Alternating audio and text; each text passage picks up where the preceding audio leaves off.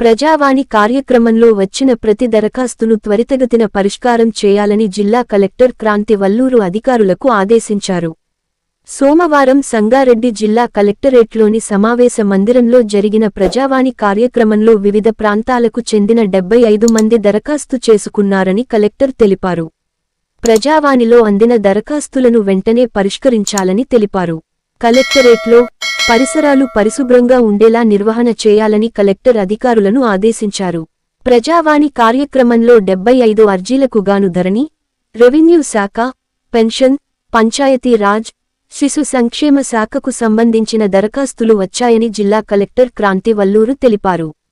ఈ కార్యక్రమంలో అదనపు కలెక్టర్ మాధురి, జిల్లా రెవెన్యూ అధికారి పద్మజారాణి, వివిధ శాఖల జిల్లా అధికారులు, తహసీల్దార్లు తదితరులు పాల్గొన్నారు.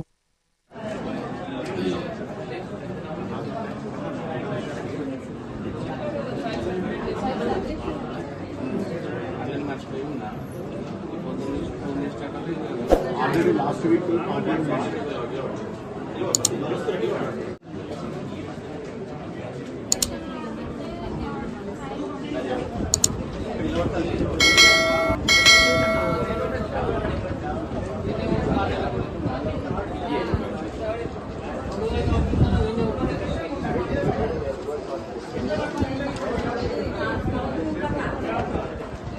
Next section.